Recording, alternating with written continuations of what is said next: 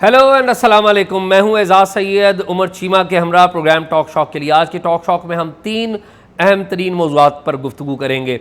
सबसे पहले हम बात करेंगे पाकिस्तान में दहशत गर्दी कितनी बड़ी है, और आपको जब पता चलेंगे नंबर्स तो आप हैरान रह जाएंगे। दूसरे नंबर पर हम बात करेंगे अफ़गान जो महाजरीन हैं उनके हवाले से अफ़गानिस्तान की तरफ से क्या रद्द-ए-अमल आया है, और ओरिजिनली पाकिस्तान के पास रजिस्टर्ड महाजरीन कितने हैं, मुस्तकबिल क्या होगा। हुकूमत ने तो ऐलान कर दिया है, लेकिन क्या उस पर अमल दरामद हो सकेगा या नहीं हो सकेगा। और तीसरे नंबर पर एक अहम तरीन मौजू है, वो है जनरल बाजवा का जो डाटा लीक हुआ था, यानी कि उनके एसेट्स के हवाले से जो डाटा लीक स्टोरी अहमद नूरानी साहब ने दी थी, उस पर मुकदमा दर्ज हुआ था, उस पर क्या बड़ी पेशरफ्त हुई है, उसके ऊपर बात करेंगे। उमर चीमा से बात का आगाज़ करते हैं। चीमा साहब, आज लगता है आप ख़ुसूसी तौर पर शलवार कमीज़ पहन के आए हैं एक डिफरेंट अंदाज में। नहीं तो लगता क्या है आपको? लगता ये है कि आज इतने आप फ्रेश नज़र नहीं आ रहे। कोई खैरियत है? वैसे आप फ्रेश होते हैं अनलाइक टुडे। बस शायद आपको देखे ना मैं टेंस हो गया। अच्छा नहीं, टेंस होने की ज़रूरत नहीं है, टेंस होने की ज़रूरत नहीं है। लेकिन चीमा साहब, मेरे पास जो डाटा है ना टेररिज्म का, वो टेंस होने वाला है। चीमा साहब, एपेक्स कमेटी हुई है, आपको पता है प्राइम मिनिस्टर ने लीड किया है, आर्मी चीफ भी थे, DGISI भी थे, IG पुलिस भी थे, IB चीफ भी थे। ये सारी चीज़ें हमारे पास कुछ चीज़ें आई हैं, लेकिन जो डाटा है ना चीमा साहब, वो बड़ी खौफनाक है। आप सुन के हैरान हो जाएंगे कि जनवरी से लेकर अभी तक पाकिस्तान में दहशत गर्दी के जो वाक़यात हैं उनमें चीमा साहब 98% इजाफा हुआ है। 98%। नहीं, ये मुआवजना कर रहे हैं आप पिछले सालों की बनिस्बत ये 98%, और सबसे ज़्यादा 100% इजाफा आप कह रहे हैं, तकरीबन 100%। और सबसे ज़्यादा इजाफा चीमा साहब 59% खैबर पख्तूनख्वा में हुआ है, 59%। बलूचिस्तान में हुआ है 39%। जो पंजाब है उसमें 0.5%, और सिंध है 1.5%। तो पंजाब के लोग और सिंध के लोग कदरे अपने आप को महफूज समझते हैं, लेकिन खैबर पख्तूनख्वा में तो अमली तौर पर एक जंग शुरू हो चुकी है, और हमें यहाँ पर इस बात का एहसास नहीं है। चीमा साहब, जो तालिबान है वो, या TTP मैं इन पर्टिकुलर कहूँगा, TTP जो है उसके साथ जो स्प्लिंटर ग्रुप्स हैं मुख्तलिफ़ जमातों के, वो मिल चुके हैं। जो हमारी कालदम जमातों के जो लोग हैं, जैश मोहम्मद हो गई, और जो स्प्लिंटर ग्रुप्स हैं मुख्तलिफ़ जमातों के, जमातुल अहरार जो है वो भी बड़ी एक्टिव हो गई हुई है। ये सारे इकट्ठे हो गए हैं और अटैक कर रहे हैं। अटैक ज़्यादातर कर रहे हैं लोगों के ऊपर भी कर रहे हैं, पुलिस के ऊपर भी कर रहे हैं, और सिक्योरिटी फोर्सेस के ऊपर भी कर रहे हैं। और जो ज़्यादा ख़तरनाक बात यह है कि चीमा साहब, उन्होंने जो खैबर पख्तूनख्वा है इसके लिए और बलूचिस्तान के लिए अपने गवर्नर्स का ऐलान किया हुआ है। यानी कि हर गवर्नर जो है उसके नीचे 7-8 गवर्नर्स हैं, उनके नीचे उन्होंने पूरी तश्कीलात दी हुई हैं। एग्जैक्टली डिटो कॉपी कर रहे हैं जो अफ़गानिस्तान में अफ़गान तालिबान करते थे, कि उन्होंने शेडो गवर्नमेंट्स कायम की हुई थी हर इलाके की। तो हर इलाके का एक गवर्नर होता था अमारात का, और उसके नीचे पूरी काबीना होती थी। इसी तरह ये यहाँ पर इन्होंने कर दिया है, और अटैक कर रहे हैं पुलिस वालों को, अटैक कर रहे हैं सिक्योरिटी फोर्सेस को, आम आदमी को अटैक कर रहे हैं। मकसद आम आदमी को कितना को अटैक कर रहे हैं? चीमा साहब, किस्सा खानी बाजार में जो धमाका हुआ आम आदमी का ही था ना, मस्जिद में। लेकिन मेरे ख्याल है कि अभी भी यानी कि ओवरऑल जो इनकी पिछली स्ट्रेटजी है उसकी निस्बत ये ज़्यादा, इनका जो मेन टारगेट है वो लॉ इन्फोर्समेंट एजेंसीज हैं। चीमा साहब, लॉ इन्फोर्समेंट एजेंसीज बिल्कुल है, no doubt, I agree with you. लेकिन चीमा साहब, लॉ इन्फोर्समेंट एजेंसी के तो होता है ना टारगेट किलिंग, या टारगेट करके एक चौकी के ऊपर आपने अटैक किया, वो कर दिया। लेकिन अगर किसी प्रोसेशन में, अब बलूचिस्तान में मुस्तून में क्या हुआ है, आप देखें कि वो ईद मिलादुन नबी का वो था प्रोसेशन था, उसके अंदर खुद के हमला आवर था और वो फटा, और उतनी हलाकतें हुई हैं। और ये जिस तरह पहले जो JUI के जलसों में भी हुआ है, JUI के जलसों में हुआ है, सेनेटर हमदुल्ला, हाफिज़ अब्दुल्ला, उनके ऊपर अटैक हुआ है, और भी बहुत सारे लोग हैं उनके ऊपर अटैक हुआ है। तो ये सूरत हाल है चीमा साहब। लेकिन और ये एजाज जो ये कोई पैटर्न चेंज नहीं हो रहा। पहले मेरा जो पॉइंट है, पहले ये है कि इनका जो मेन टारगेट था लॉ इन्फोर्समेंट था, ये इधर उधर जलसे जुलूसों पर नहीं कर रहे थे। ये अभी एक रीसेंट फिनोमेना है, मतलब ये नहीं कि इन्होंने कभी किया नहीं है। जब से इनके खिलाफ ऑपरेशन हुआ तो इन्होंने अवामी जगहों पर टारगेट करना छोड़ दिया। ये पुलिस को, फ़ौज को टारगेट करना शुरू हो गए कि जो मेन रुकावट हैं उनके रास्ते में आप उनको टारगेट करें, उनको डीमोरलाइज़ करें। अब जो है ये जो आपने बताया कि मुस्तौं का वाक़या है, या जो हाफिज़ हमदुल्ला पे अटैक है, या जो पेशावर में अटैक है, ये अब इनकी स्ट्रेटजी चेंज हो रही है फिर से। चीमा साहब, इन्होंने, आपको याद हो कुछ अर्सा पहले इन्होंने एक ख़त लिखा था, पाकिस्तान की सियासी जमातों का जिक्र था उसमें, और उसमें इन्होंने मेन स्ट्रीम की जो पाकिस्तान की पॉलिटिकल जमातें थी, पर्टिकुलरली ANP का नाम लिया गया था और पीपल्स पार्टी का नाम भी लिया गया था, और चंद जमातों के नाम भी थे, चंद एलिमेंट्स के नाम थे, पॉलिटिकल जो लोगों के नाम थे, जिसमें इन्होंने कहा था कि जी ये हमारे मुखालिफ है। MKM का नाम भी था वैसे, तो ये हमारे मुखालिफ है, हम इनको नहीं छोड़ेंगे। तो जो पॉलिसी है ना इनकी, वो चेंज होती रहती है। फिर हमने देखा कि जो बड़ा पॉलिसी शिफ्ट इनके अंदर आया वो आया था 16 दिसंबर 2014 को, जब पेशावर में आर्मी पब्लिक स्कूल के अंदर धमाका के अंदर कार्रवाई इन्होंने की थी, दहशतगर्दी की। तो फिर इनके अंदर भी एक तकसीम थी कि ये नहीं होना चाहिए था। एक ग्रुप था जो कहता था, मौलाना फजलुल्लाह या मुल्ला फजलुल्लाह कहते थे कि नहीं ये बिल्कुल ठीक हुआ है, या कुछ लोग थे जो कह रहे थे कि नहीं ये नहीं होना चाहिए था। फिर बेनज़ीर भुट्टो साहिबा का जब 2007 में हुआ, तो ये शिफ्ट आता रहता है। लेकिन इजाज़ इसका एक और भी एंगल है ना, कि ये है कि जो इलेक्शन करीब आ रहे हैं वो पॉलिटिकल गैदरिंग्स को टारगेट करना शुरू कर रहे हैं। चीमा साहब, अभी सूरत हाल पॉलिटिकल गैदरिंग तो अभी शुरू होगी ना, जब इलेक्शन का माहौल होगा, शेड्यूल अनाउंस होगा। इस वक्त चीमा साहब सूरत हाल ज़्यादा डिफ़िकल्ट हो गई है। डिफ़िकल्ट ये हो गई है कि जो आपकी खैबर पख्तूनख्वा पुलिस है, इसको कोई पॉलिटिकल अम्ब्रेला नहीं मिला, पॉलिटिकल सपोर्ट नहीं मिली।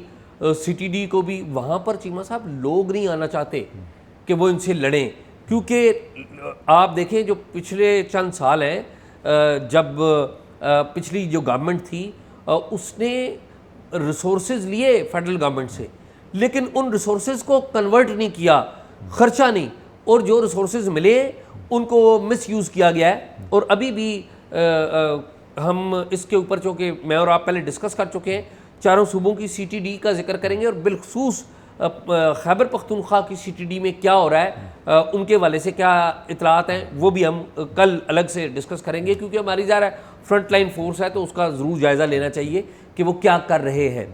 तो चीमा साहब, ये सूरत हाल है और बड़ी अलार्मिंग सूरत हाल है। गैर एलानिया जंग हो चुकी है। हम इसी प्रोग्राम में, चीमा साहब आपको याद हो, मैं बार बार कहता रहा हूँ कि हम एक अनअनाउंस्ड जंग में जा चुके हुए हैं।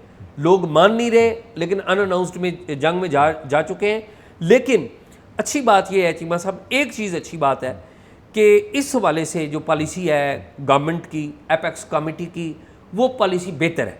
वो पॉलिसी बेहतर ये है कि एपेक्स कमेटी में जो इजलास हुआ, एक तो ये है कि उस इजलास में 2 सिविलियंस की ब्रीफिंग्स थी, 2 मेन सिविलियंस की। एक थे सेक्रेटरी इंटीरियर जो अभी आए हैं, उन्होंने अफगान महाजरीन के वाले से ब्रीफिंग दी थी। दूसरे थे नेक्टा के जो सरबराह हैं, राय ताहिर, इन 2 बंदों ने ब्रीफिंग दी। तो नेक्टा के जो सरबराह हैं राय ताहिर, इनकी थी ओरिजिनली टेररिज्म के ऊपर ब्रीफिंग। और आपको पता है कि IG बलोचिस्तान भी रह चुके हैं, DG FIA भी रह चुके हैं, CTD पंजाब के फाउंडर हैं वो। CTD पंजाब के फाउंडर तो तारिक परवेज़ हैं, या उससे पहले भी हैं, लेकिन CTD में इन्होंने बड़ा काम किया है।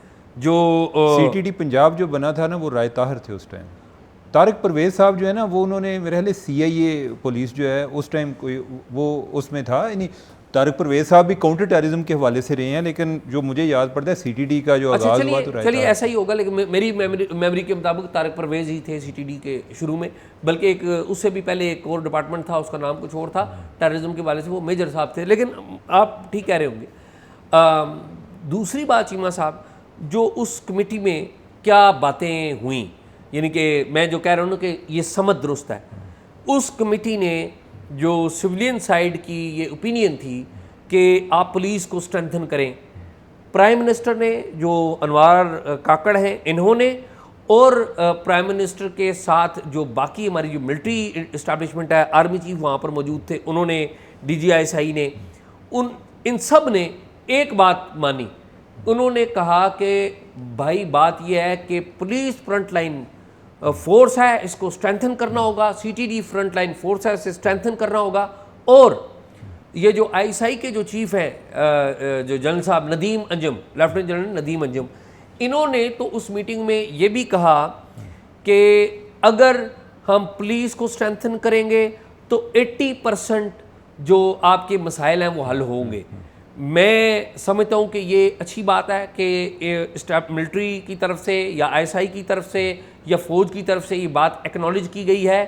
मेरा ये ख्याल है कि पुलिस को ये बड़ा दरीना मुतालबा है कि पुलिस को स्ट्रेंथन करें, अच्छी बात है। एंड आई बिलीव कि जो हमारी मिलिट्री और इंटेलिजेंस है ये पुलिस की पूरी सपोर्ट भी करेगी। शायद मुझे लग रहा है वैसे कि ये लोग हमारा वीलॉग बड़ा रेगुलरली देखते हैं कि ये जो गाइडिंग प्रिंसिपल आपने दिए आप इस पे काफ़ी अरसे से बात कर रहे हैं और वो बातें अभी एपेक्स कमेटी की मीटिंग में भी हो रही हैं।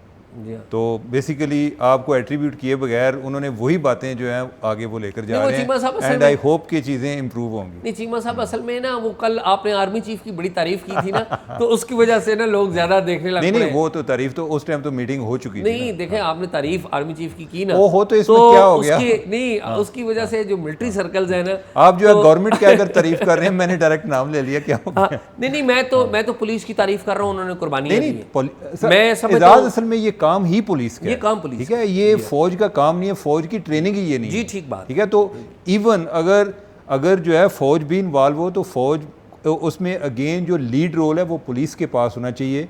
उसकी सोसाइटी में भी पेनिट्रेशन होती है, सिविलियन के साथ किस तरह इंटरेक्ट करना है, और एक्चुअली उनकी ट्रेनिंग ही है। फौज जो है फौज तो असल में बॉर्डर्स के लिए है, नो डाउट। तो चीमा साहब जो ये बात कहना है ना कि 80% मसाइल हल होंगे, हम तो थ्रू आउट ये बात कहते हैं, लेकिन मैं ये समझता हूँ कि ये इनकी तरफ से आनी ना बात, ये बड़ी पॉजिटिव साइन है एंड आई विश कि ये सपोर्ट करें।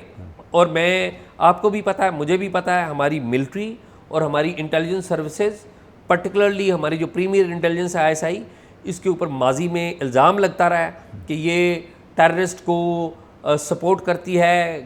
ये मुज़ाकरात के नाम पर 40,000 बंदा टेररिस्ट वो अंदर आ गया और गुड तालिबान बैड तालिबान की टर्म्स इन्होंने दी।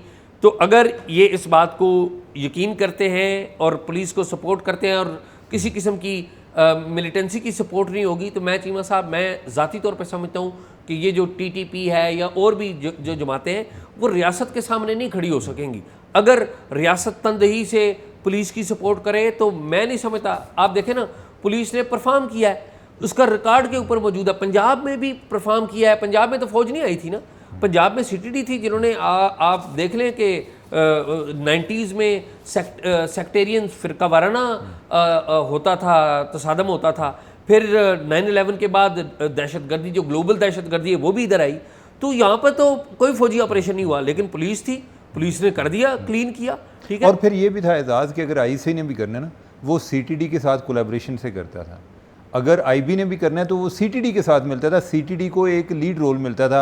एक तो उनकी एक अपनी एक प्रोविंस में उनकी पेनिट्रेशन है, नेटवर्क भी है, और दूसरा ये बेहतर है कि ये चीज़ें एक कोलैबोरेटिव मोड में जाएं। अच्छा चीमा साहब, मैं अब आपको बताऊं, मैं रिटायर्ड पुलिस वालों से और रिटायर्ड इंटेलिजेंस के लोगों से मेरी बड़ी मुलाकात रहती है, यू नो दैट। तो मैं ना लोगों से, ये जो रिटायर्ड लोग हैं ना, ये बात मानते हैं और वो इस बात पे ना बाज़ लोग रिपेंट करते हैं कि वो कहते हैं कि जब हम पावर में थे ना तो उस वक्त हमने ये नहीं किया।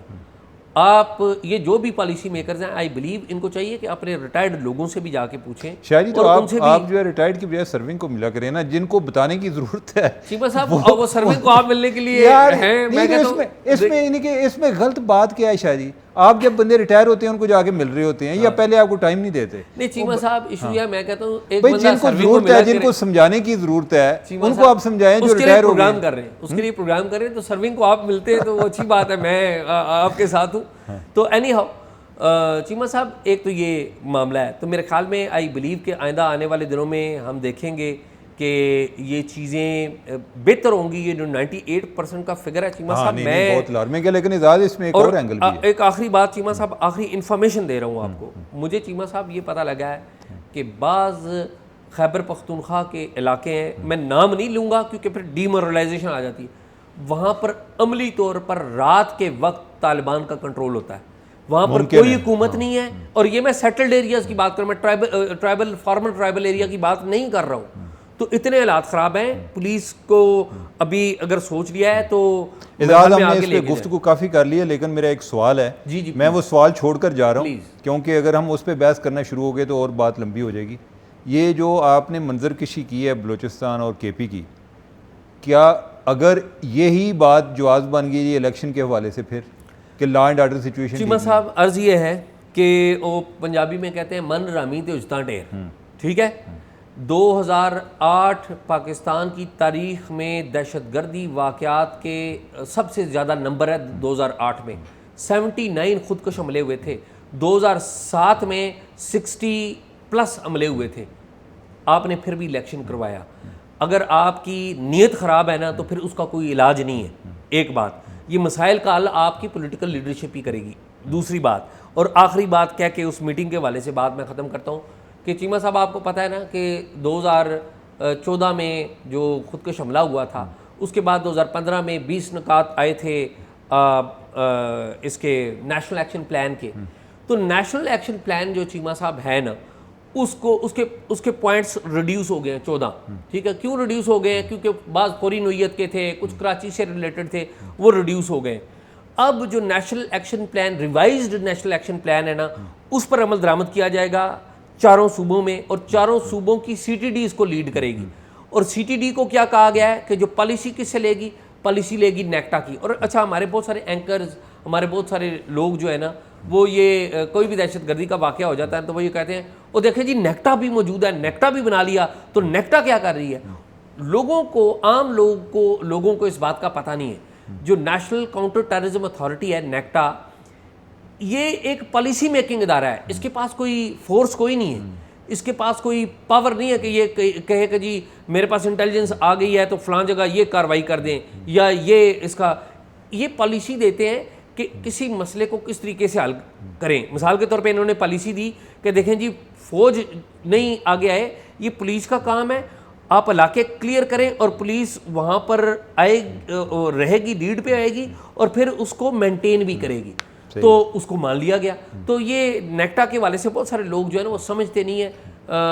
ये बात बतानी भी ज़रूरी। तो अच्छी बात यह है कि नेक्टा को ये कहा गया है कि वो CTDs जो हैं चारों सूबों की, उनको गाइडेंस दे और उनको आगे बढ़ाए जो पॉलिसी के वाले से वो। तो ये मेरे ख्याल में एक अच्छी बात है। नहीं, वेरी गुड। तो आगे नेक्स्ट कोई अफ़गान महाजरीन के हवाले? अफ़गान महाजरीन का चीमा साहब, अफ़गान महाजरीन के बारे में हम अक्सर जो गवर्नमेंट की पॉलिसी है, अच्छी पॉलिसी की तो हमने बात कर ली है, एक क्रिटिकल पॉलिसी भी है, गलत पॉलिसी भी है, जिसके ऊपर मैं अगेन मैं नीयत पे जज नहीं करूँगा, लेकिन मैं ये ज़ाती तौर पे समझता हूँ कि ये पॉलिसी ठीक नहीं है। इसके बड़े नुकसान होंगे पाकिस्तान को, और and we will learn in a very hard way. मैं कुछ डाटा है मेरे पास, मैं पहले वो बता देता हूँ और फिर मैं अपना केस रखता हूँ।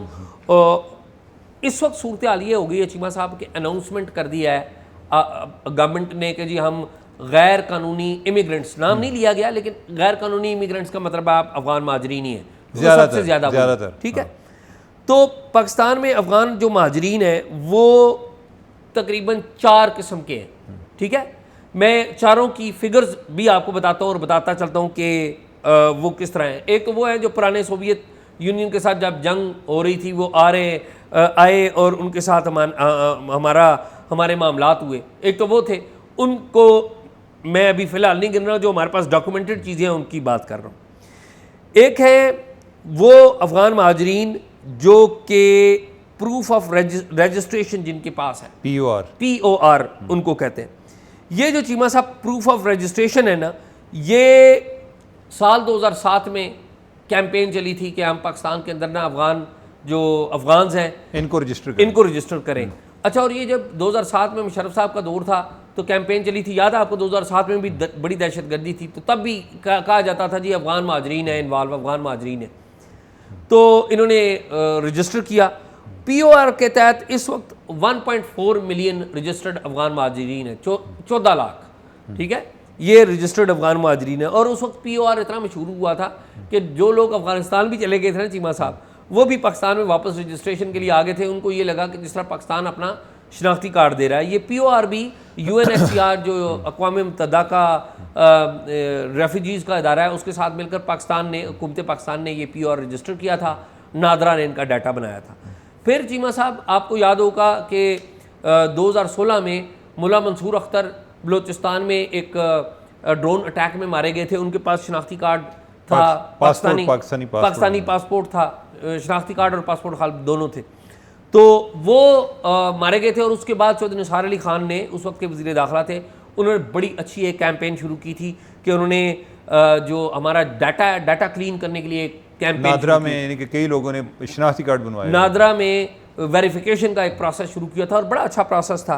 उसी दौरान 2017 में हमने अफ़गान सिटीज़न कार्ड जो है वो इंट्रोड्यूस करवाया था पाकिस्तानियों ने। ये भी अफ़गानों की रजिस्ट्रेशन का कार्ड था। इसमें चीमा साहब तकरीबन 8-9 लाख जो अफ़गान हैं, अफ़गान रजिस्ट्रेशन कार्ड के तहत 8,90,000 के करीब ये टोटल जो डाटा है 8,90,000 का डाटा है। शायद वैसे आपकी इन्फॉर्मेशन एक पेज पर नहीं है, ये क्या मजा है? नहीं तो 8 से 9 लाख यानी कि 8,90,000 के करीब इनका डाटा है। ये एट दैट टाइम 8,90,000 अफगान जी, ये अफगान है। अच्छा, तीसरे नंबर पे चीमा साहब असाइलम सीकर्स हैं। ये असाइलम पाकिस्तान किसी अफगान बाशिंदे को कोई असाइलम नहीं देता, लेकिन 15 अगस्त 2021 को जब तालिबान ने कब्ज़ा किया तो तकरीबन 7 से 8 लाख जो अफगान फैमिलियाँ हैं वो पाकिस्तान में आ गई। फैमिलियाँ या अफराद? 7 से 8 लाख अफराद फैमिली समेत, यानी कि फैमिली मेंबर्स को जब यानी कि जब अमरीकी गए हैं, जब अमरीकी गए हैं, तालिबान जब काबज़, जब 15 अगस्त को 2021 को तालिबान ने कंट्रोल लिया है तो उसके बाद ये लोग आ गए। और ये ज़्यादातर वो लोग हैं जो पश्तून नहीं हैं। ये इस्लामाबाद में मुख्तलिफ होटलों में रह रहे हैं, मुख्तलिफ जगहों पे रह रहे हैं, पोश इलाकों में। इन्होंने UNHCR के साथ रजिस्टर कराया है। UNHCR की एक पार्टनर ऑर्गेनाइजेशन है शार्प, ये उसके साथ रजिस्टर कराते हैं। और चीमा साहब रजिस्ट्रेशन इनकी होती है जब, तो उसके बाद ये चाहते हैं कि उनको किसी थर्ड कंट्री में असाइलम मिल जाए। यानी कि ये पाकिस्तान में आते हैं, पाकिस्तान से कोई जर्मनी चला गया, कोई ऑस्ट्रेलिया चला गया, कोई किसी जो भी उनकी डेस्टिनेशन है। ये 7 से 8 लाख लोग ये यहाँ पर मौजूद हैं, ज़्यादातर इस्लामाबाद में ये है। ये तो हो गई 3 कैटेगरी। नहीं, ये जो 6-7-8 लाख लोग हैं, 7-8 लाख, ये वो सारे हैं जिन्होंने बाहर जाना है, जिन्होंने बाहर जाना है। अच्छा, जिन्होंने बाहर जाना है। और इसके ये असाइलम UNHCR वाले वो लेटर इनको दे रहे थे 2-1 साल कुछ अर्सा पहले। ये पाकिस्तान का अफ़गान रेफ्यूजी कमिश्नरेट है हमारा एक, जिसका चीफ कमिश्नर होता है चीफ कमिश्नर अफ़गान रेफ्यूजीज़, और जो चारों सूबे हैं उनका एक कमिश्नर होता है। बलूचिस्तान का कमिश्नर अफ़गान रेफ्यूजीज़ है, पंजाब का है, खैबर पख्तूनख्वा है, सिंध का है। तो ये जो चीफ कमिश्नर अफ़गान रेफ्यूजीज़ थे उन्होंने ये मामला भी उठाया था UNHCR से। ये कुछ अर्सा पहले बात है कि आप किस तरह असाइलम दे रहे हैं, आप तो नहीं दे सकते। फिर ये मामला रुक गया था, लेकिन अभी ये सिलसिला वो चल रहा है कि रजिस्ट्रेशन करा देते हैं तो जो थर्ड कंट्री है वो जा रहे हैं। तो चीमा साहब अब ये वो लोग हैं, ये पढ़े लिखे लोग हैं, बड़े, यानी कि इंजीनियर्स हैं, डॉक्टर्स हैं, टीचर्स हैं, म्यूजिशंस हैं, फ़नून लतीफ़ा से ताल्लुक़ रखने वाले लोग हैं। तो चीमा साहब अब ये तो वो लोग हैं जो रजिस्टर्ड हैं, डॉक्यूमेंटेड लोग हैं।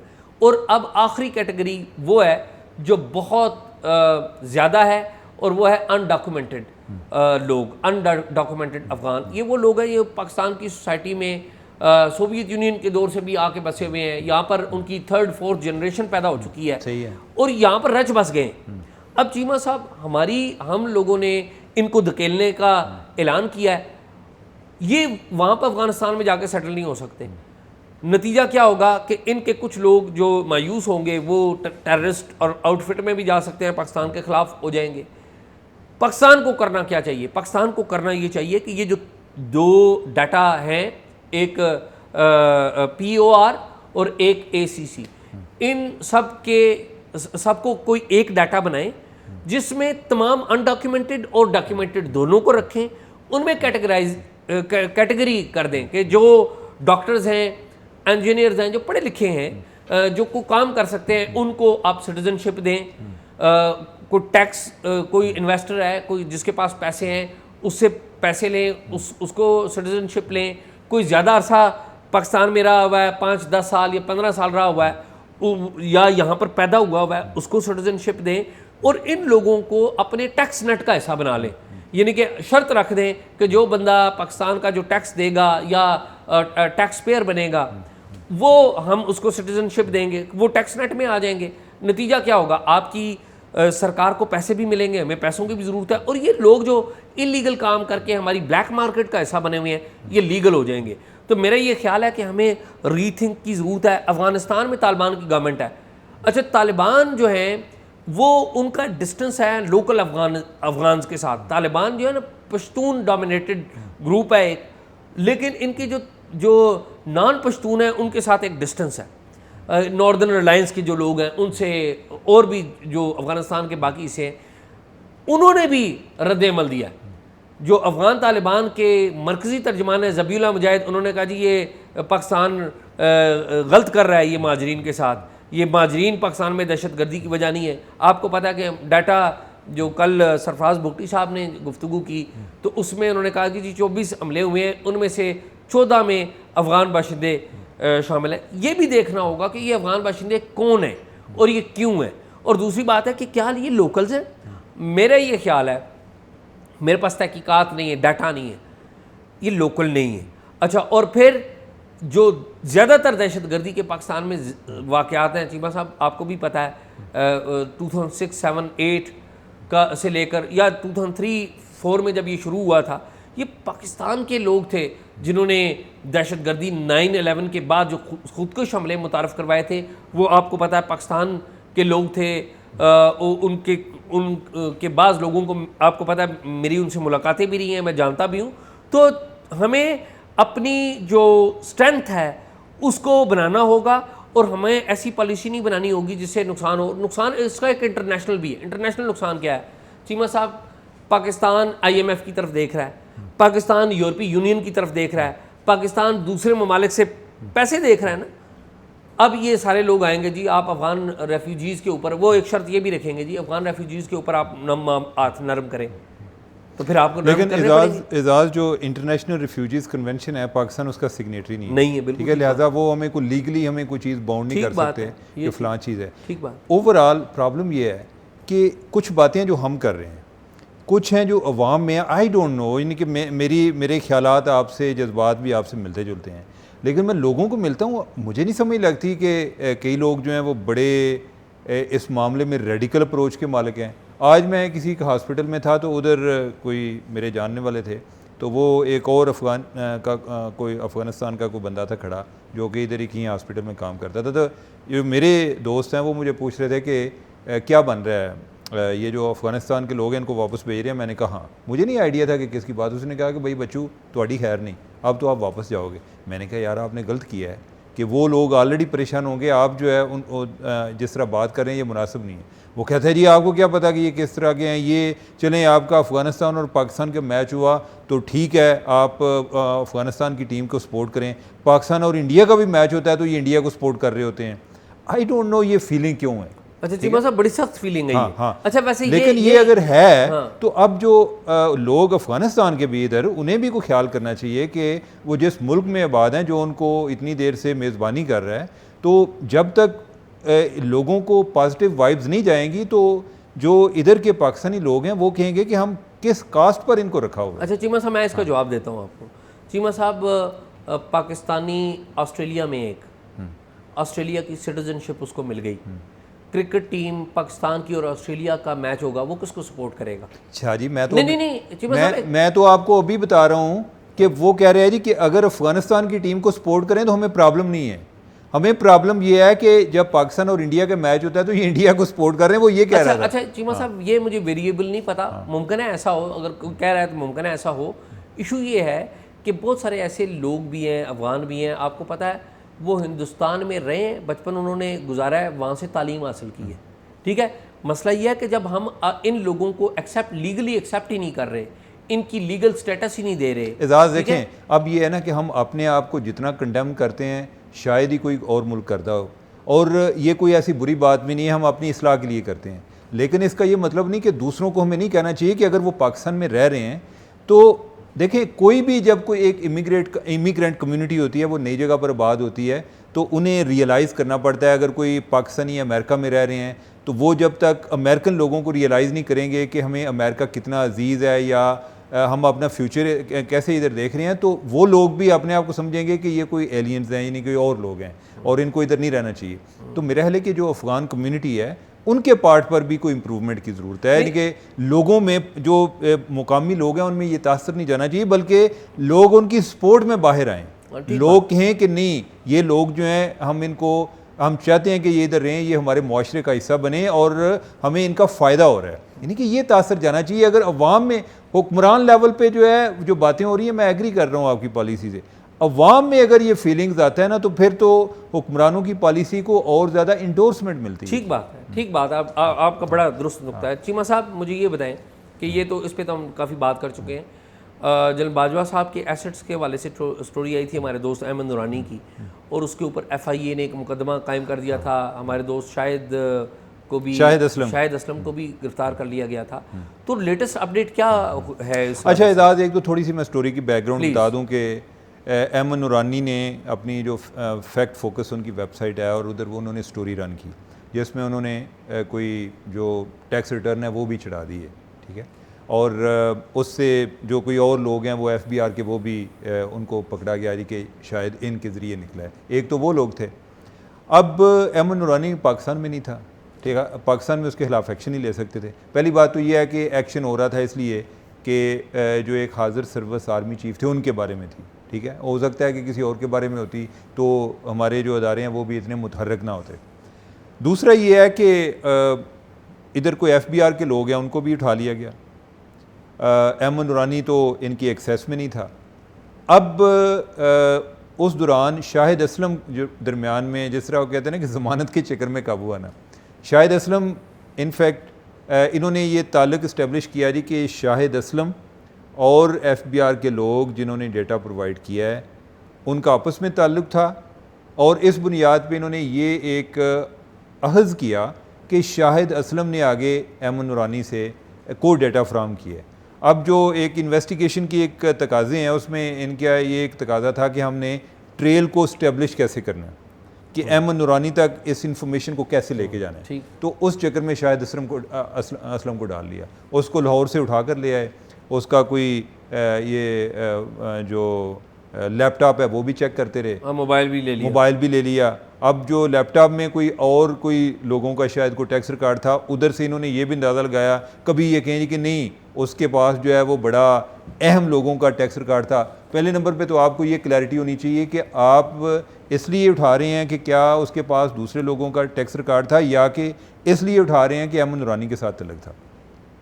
अहमद नूरानी के साथ कोई तल्लुक़ इस्टेब्लिश नहीं कर सके, और हकीकतन ये क़यामत तक भी लगे रहें तो ये अहमद नूरानी के साथ वो ताल्लुक़ इस्टेब्लिश नहीं कर सकते कि शाहिद असलम ने डेटा अहमद नूरानी को फ्राहम किया। ये एब्सोल्युटली बेसलेस, इल्ज़ाम ही बेसलेस है, ठीक है। अच्छा, दूसरा, अब जो है इन्होंने फ़र्द जुर्म आयद कर दी है, यानी फ़र्द जुर्म आयद करने जा रहे हैं। आज उन्होंने अदालत को अपनी इंटेंशन के बारे में बताया है। एजाज़ इसमें जो दूसरी इंतहाई गलत बात हुई है वो है कि इन्होंने अहमद नूरानी को इश्तिहारी करार दे दिया। अच्छा, अहमद नूरानी को इश्तिहारी करार दे दिया। और भाई जो जर्नलिस्ट है, क्या अगर मैं आज इंफॉर्मेशन लेना चाहूँ, मैं FBR को कहूँ जी कि मुझे फ़लाँ का डेटा फ्राहम करें, FBR फ्राहम करती है? नहीं करती, ठीक है। हम जो राइट टू इन्फॉर्मेशन के तहत जो चीज़ें मांग रहे होते हैं वो नहीं फ्राहम करते, ठीक है।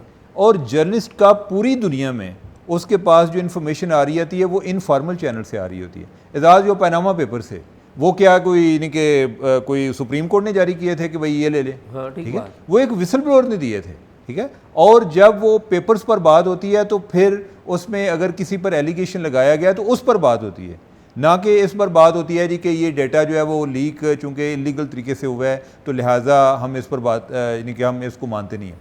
अब इन्होंने ये काम किया है अहमद नूरानी, ये एक तरह की हरासमेंट है मेरी, बल्कि FIA के किसी बंदे से बात हुई, मैंने कहा कि ये इंतहाई भूंडी हरकत है जो आपने की है, कि उसको किस चक्कर में इश्तिहारी, किस कानून के तहत, किस अखलाकियात के तहत आप उसको नहीं कर सकते। उन्होंने कहा अच्छा हो गया तो चले ही नहीं कि वो आगे जाके कोर्ट से क्लियर हो जाएगा। मैंने कहा कि उस दौरान वो बंदा आप उसको हरास कर रहे हैं कि उसने अगर जब भी पाकिस्तान आना हो तो उसके ज़हन में ये होगा कि पहले तो मैं कोर्ट से अपनी हिफाजती ज़मानत लूँगा क्योंकि मैं इश्तिहारी हूँ, फिर जाके मैं पेश हूँगा, और फिर जो है वो डिपेंड करता है कि उस टाइम हमारे इदारे क्या सोच रहे हैं, और अदालतें भी फिर उसी तरह की सोच रही होती हैं कि उसको ज़मानत देनी है या नहीं देनी। तो ये जो दो जर्नलिस्ट हैं ये दरमियान में एक ये कोई इन पर कोई दुनिया का कोई एक कायदा ज़ाब्ता अप्लाई नहीं होता जिसके तहत इनके साथ सरासर ज़्यादती कर रहे हैं। FBI जो है FI है उसको उसका एक रोल आजकल एक हिटमैन का है कि आपने साइबर क्राइम के ज़रिए को बंदा उठाना है तो आप FIA को दे दें, आपने कोई और इस तरह का काम करना है। बेसिकली तो ये भी साइबर के केस बनाया है कि जी वो जो पीका एक्ट के तहत जी वो डेटा जो इलेक्ट्रॉनिक क्राइम है और ये वो, तो ये बड़ी अनफॉर्चुनेट बात है और मेरे ख्याल है कि गवर्नमेंट को इस मामले में एक अपनी पॉलिसी में कुछ चेंज लानी चाहिए। अब राना सनाउल्लाह साहब की सुन लें, एक तरफ जब जी जाए जनरल बाजवा के पीछे पड़ जाते हैं। कल उन्होंने इंटरव्यू दिया, उन्होंने कहा जी कि वो जो है ना इल्ज़ामात जनरल बाजवा पर गलत थे। पहली बात तो ये है कि वो उसके जनरल बाजवा के टैक्स रिटर्न थे, ठीक है, जो उसने पब्लिश किए। मैं वैसे ज़ाती तौर पे ये समझता हूँ और मेरी अहमद से बात भी हुई थी कि टैक्स रिटर्न जो है ना उनको चलाने की ज़रूरत नहीं थी, उसमें से इन्फॉर्मेशन जो है वो इस्तेमाल हो जाती। दूसरा ये है कि जो अगर मैंने खुद डिक्लेयर की हुई है एक इन्फॉर्मेशन और वो आपके हाथ आ जाती है, आप चला देते हैं, तो एक थर्ड पर्सन कैसे कहता है जी वो गलत थी। ठीक है, हाँ ये बात हो सकती है, यानी कि ज़्यादा चांसेस ये हैं कि अगर मैंने कोई इन्फॉर्मेशन डिक्लेयर किया तो इसका मतलब है कि मेरे पास मनी ट्रेल है। हाँ। वो ज़रूरी नहीं है कि मैंने नाजायज़ राय से कमाया हो। हाँ ये आप बात कर सकते हैं, ये तो नहीं है नहीं कि वो फलां स्टोरी जो है गलती है। इसका मतलब है कि आप दूसरे अल्फाज में कह रहे हैं कि जनरल बाजवा ने FBR के सामने मिस डिक्लेयर किया हुआ है कि जो उनके असासे थे। तो एनीवे ये इस टाइम जो अहमद नूरानी और शाहिद के हवाले से इनकी पॉलिसी एक इंतहाई गलत है और इनको अपनी पॉलिसी को रिव्यू करना चाहिए। चीमा साहब मैं समझता हूँ ये पूरा केस खत्म होना चाहिए। ये बड़ी ज्यादती है, FBR वालों के साथ भी ज्यादती है और हमारे दोस्त नहीं, ये जर्नलिस्ट है, ये असूल के ऊपर हम बात करें। तो चीमा साहब मेरे ख्याल में आप ही ख़त्म करें सारी बात। तो नाजरीन, एजाज सैयद ने आज मेरे पे एतमाद किया है कि मैं प्रोग्राम को ख़त्म करूँ, तो ये ख़त्म ही समझिए। बाकी आप लोगों ने अपनी कोई राय, कमेंट्स वगैरह आपने जो देने हैं वो देते रहते हैं, हम पढ़ते रहते हैं, एंजॉय करते हैं और उनसे सीखते भी हैं। आपने कोई इन्फॉर्मेशन शेयर करनी हो तो talkshock777@gmail.com पर हमारे साथ शेयर करें। अल्लाह हाफिज़।